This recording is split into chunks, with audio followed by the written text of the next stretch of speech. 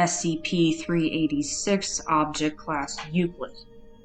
SCP-386 is a form of mushroom that appears to have highly regenerative processes and is highly resistant to physical damage. Single units of SCP-386 grow from individual microscopic spores.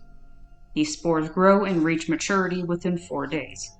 Spores have been observed to grow without water, sunlight, or any form of nutrients and can remain viable even after exposure to high heat, vacuum, radiation, and extreme kinetic force. SCP-386 produces no hyphae, and the means by which it gathers energy for growth is unknown. A mild acid, pH 4, appears to be secreted in small quantities by the cap, identification of which has been inconclusive. Attempts to damage or take samples from SCP-386 have met with limited success. Units of SCP-386 have a texture and weight similar to sponge, but are extremely difficult to cut, puncture, crush, or grind, or otherwise physically damaged. SCP-386 units can be compressed to 1/10 of their original size, beyond which compression becomes almost impossible. Fire and extremely strong acids have been shown to break down SCP-386, however the spores have proven resistant to such measures. SCP-386 emits between 50 and 100 spores every 10 days after reaching maturity. Fully grown SCP-386 do not appear to age or rot, with some specimens remaining viable after 122 years. Containment is difficult due to the constant reproduction and emission of microscopic spores. Outbreaks of SCP-386 can overrun areas in very short periods of time, and the buildup of spores and acidic secretions can render the area extremely hazardous to life.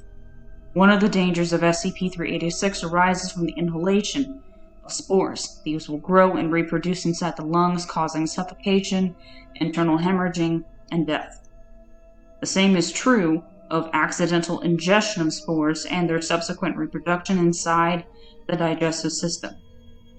Spore introduction to the bloodstream results in severe internal hemorrhaging, trauma, and eventual death. Due to the microscopic size and extreme durability of spores, there is no cure for SCP-386 at this time. Notes on recovery. SCP-386 was recovered after several reports of a sudden fungus outbreak in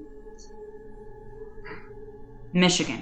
Several years before this, a form of nematode had started infesting local crops and causing massive damage.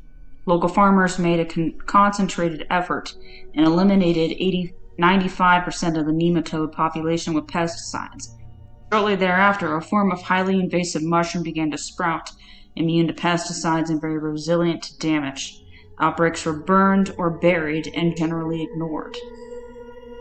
Local law enforcement responded to a concerned citizen who reported that her neighbor had not been seen for several weeks. Police entered the residence, finding a massive amount of mushrooms covering most surfaces, with most localized in the bedroom. Human remains were found under a large pile of mushrooms, identified as the home owner.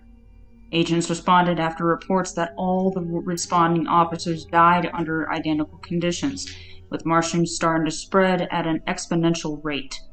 Species of SCP-386 were collected, and after several fatal attempts at outbreak containment, the area was firebombed. The area was monitored, and a new outbreak incident occurred after 4 days. Full containment and sterilization was enacted, with 5 additional outbreaks occurring during this process. It has been determined that the species of nematode eliminated by local farmers was a major predator of SCP-386, the removal of which allowed the population explosion.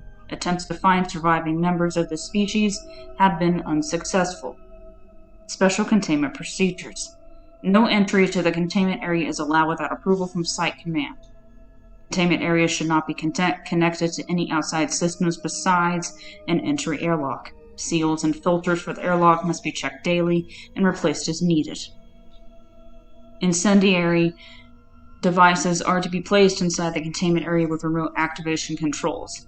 In the event of containment failure, incendiary devices are to be immediately detonated, and the site is to go into full lockdown for a period of 1 month to find and contain any spore leakage. The containment area is to be cleaned and repaired at least twice a year. Anything exiting the containment area must be scanned for SCP-386 spores. Any personnel entering into or working near the containment area must be in full hazmat gear with self-contained atmosphere.